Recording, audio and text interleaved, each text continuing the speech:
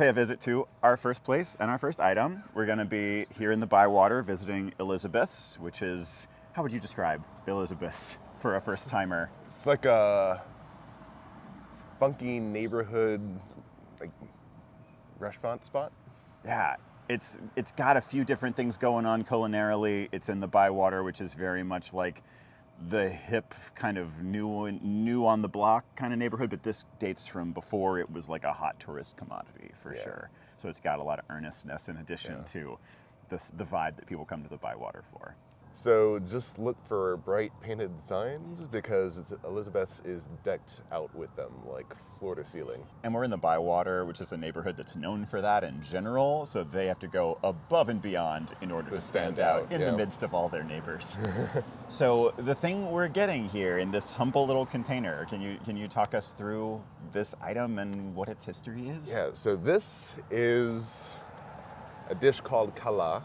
And this is one of the few places to get this dish, which used to be pretty common back in the day.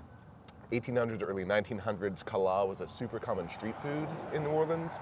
Something that would have been sold in the French market, would have been sold by street criers. A lot of people from the black community, especially women, would sell Callas. And it's basically a variation on a beignet. And it's made with rice, typically like leftover rice from other dishes that you were making. So you mix it with egg and yeast and flour, and you deep fry it and powder it with sugar like you do with beignets, and it's also traditionally served with coffee. Yeah, and we've talked before on the channel about how beignets were one of these kind of like path to freedom foods for enslaved people selling stuff on Sundays. This had the same thing. The whole thing about singing French market salespeople. There were songs about Callas that you would hear as you walked through the French Quarter at one time. Like, if you had somebody from the 19th century, these would be nostalgic as anything, but like they're really rare. And like the old coffee pot that used to sell them in the French Quarter closed during quarantine. Yeah. So we're like down to, this is the only one I know of now. Yeah. And so you'd hear like bon chocolat, which is like nice hot Callas just ready to go. Now, Elizabeth serves theirs with syrup, and breakfast as dessert is definitely common thing throughout the South. I think your other option here is praline bacon, and why not both? But today, sticking on the more traditional side, gonna give these a go. Care to dive in? Right. They are still bon chaud, even after all the talking. Oh my God. Yeah, man. And so nowadays you get people arguing over where the best beignets are, and I feel like there would, in another alternate universe, you'd have people arguing whether beignets or Callas were better.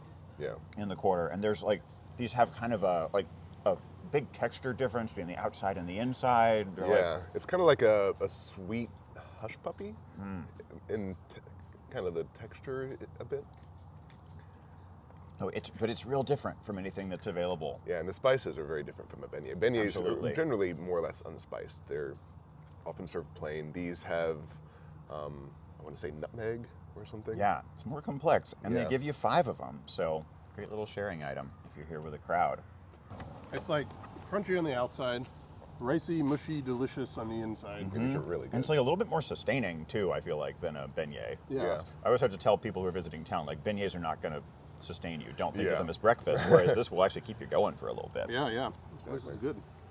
It's like a bowl of rice, and it's not actually sweet. Like, this thing is not sweet. The syrup is sweet. Yeah. Not too sweet. Not too sweet. Yeah, but there is like it feels like there's like zest or something, like orange zest or something like that. Kind of citrus. Well, y'all, we want to move on to next stop? Yeah, sure. We've done the 4 people with 5 items thing. 1 left. Yeah. Help yourself. Who wants to fight for?